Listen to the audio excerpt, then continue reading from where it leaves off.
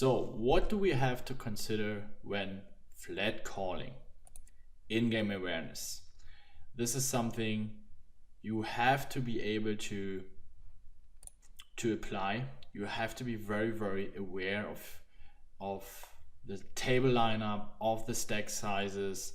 So, and it's not possible to make proper adjustments if you're just grinding your B game, your C game, you're watching a series, you're very unconscious.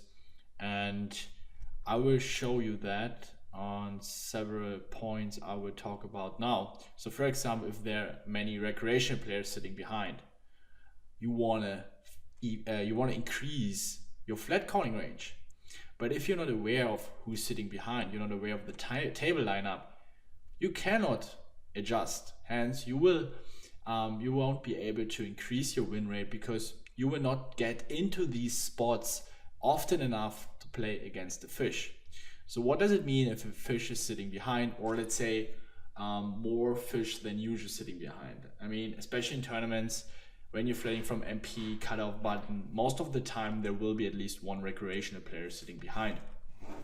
But there are sometimes lineups where we, especially when we're in the button or in the small blind, where we only have to face one or two opponents to our left, and it can happen that they are apparently regulars. So when a fish, or more or less more fish on average, are sitting behind, we want to 3-bet less and we want to flat wider.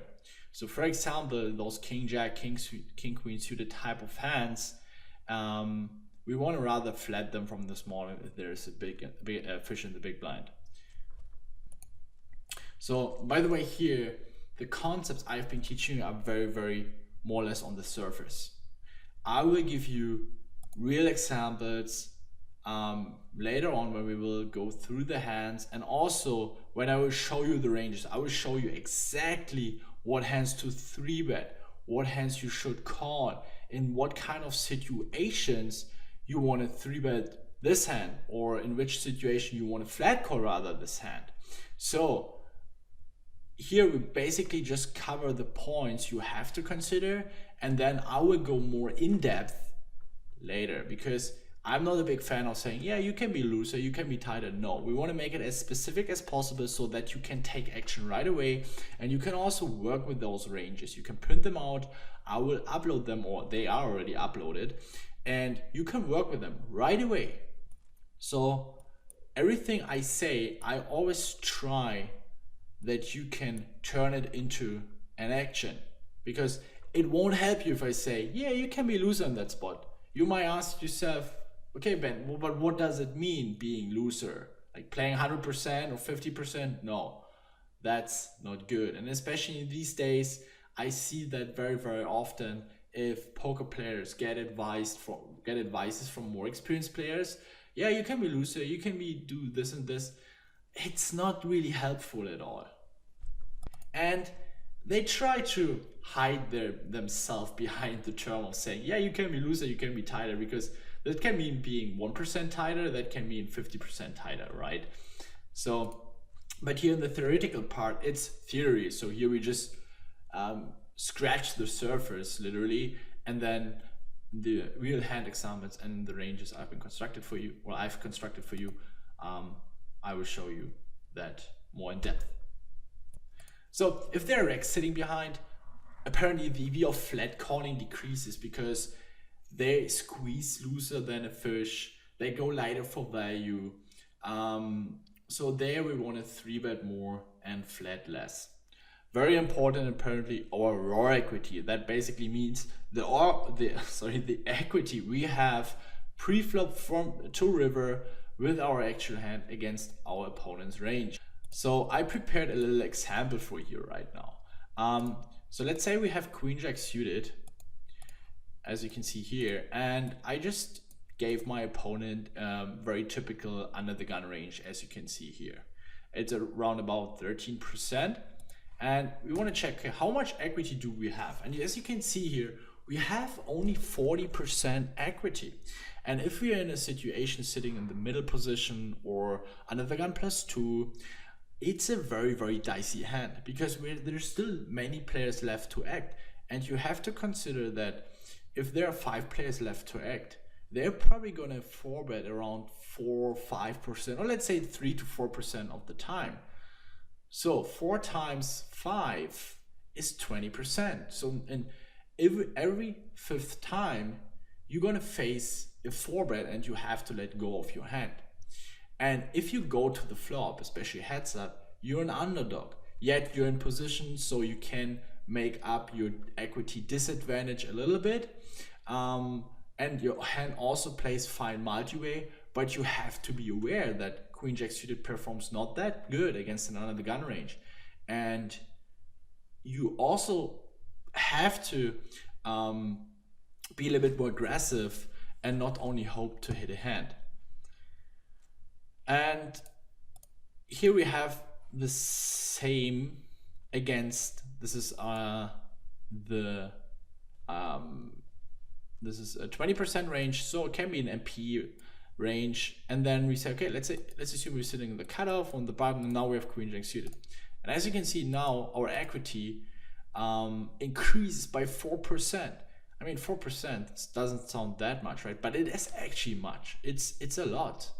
And obviously, we always call Queen Jack suited here if you're on the cutoff or on the button. But I just want to show you how the equities can change against several ranges. And especially when you're new to tournaments or when you're new to poker, you should work a lot with this tool. You should check out what kind of equities do I have with my hand against certain ranges. Yet you will get the ranges from me and you can work with them right away, but you should know how much equity you roughly have against certain ranges. You don't need to do it for every single spot, every single hand, no, but you should have an idea. As a poker player, you should know the basics. So why did I show you that example? For example, MP, in MP with Queen Jack suited, it's more an option to 3-bet this kind of hand, because besides having the raw equity of 40%, we also have fold equity pre-flop right away. So especially in these situations when you have a fairly strong hand like Queen Jack suited and you might not have the needed equity, you might rather want to go for a 3-bet because you have the additional fold equity. Very important, opponents raise first instead. Here that is a little bit more exploitative. If your opponent is very loose, we increase our flat calling range. Also our 3-betting range, we 3-bet bluff more. We not necessarily go wider for value, obviously a bit, but we definitely want to increase our bluffing range. I'm not talking about recreational players. Against fish, we should rather go for value, thin for value, not bluff that much. Again, I'm going to show you that also later on real hand examples. But also very considerable here is a short look on his post-flop behavior. Against a fairly aggressive opponent, you want to 3-bet more. If the guy is very, very aggressive post-flop and he's not very aggressive pre-flop, and you can see that after 300-400 hands, if you have the stat c-bet flop, c-bet turn, c-bet river, and his barrel frequencies are quite high, you should consider whether 3-betting a hand. And I'm talking about hands where you're not sure, where you have those kind of threshold hands, because very often in poker, especially pre-flop, both options, flat calling and 3-betting, have a relatively same value. So you can go for the 3-bet and you can go for the flat call. But in order to make a good decision, to make the max EV decision, you want to consider all available information you have. And then based on those further informations, like his post-flop behavior, you can go for a 3-bet. But if he's more weaker, he has a lot of leaks post-flop, he's very easy to outplay. Why do we want to 3-bet a lot? I'm probably just flatting way more hands, which I would usually 3-bet bluff. So also don't take my ranges as carved in stone. Please think and adjust and be able to be flexible and stretch the ranges, I would say. But be aware, let's say it this way, be aware that those ranges in the long run against the majority of players work very well, but in several situations they're not max EV because there are 100 million thousands of different information which we cannot cover all of them here: stack size, player types, stats, yada yada, everything, ICM. So you have to be able to make those adjustments by yourself. And those are basically the adjustments we have been going through here. But it's not that difficult. They're like, again, like who's sitting behind, the stack sizes, and that's already pretty much it. And once you have internalized it and you got used to it, it comes some like those level of unconscious knowledge. You will see that you don't need to waste your time and energy every single time in order, okay, who's sitting behind, and no, you could do it right away.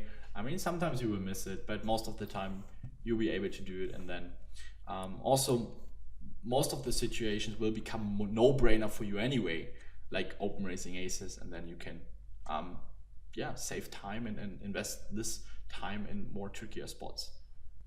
Very important, the stack size.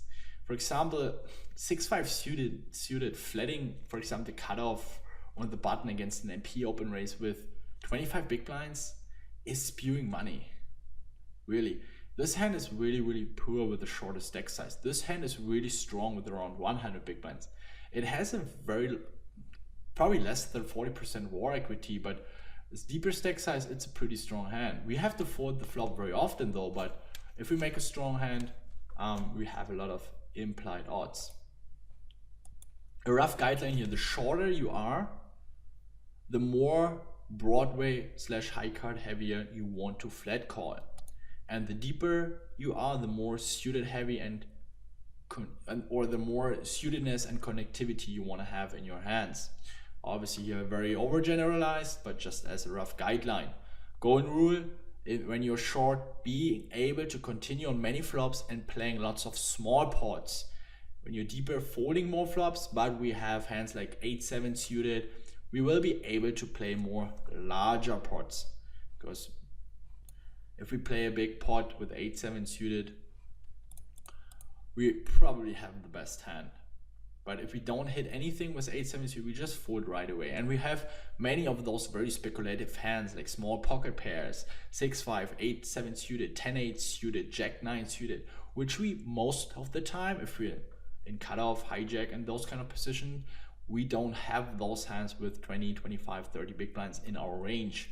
Our range is stronger yet, or it means that we will be able to continue on more flops compared to when we are deeper.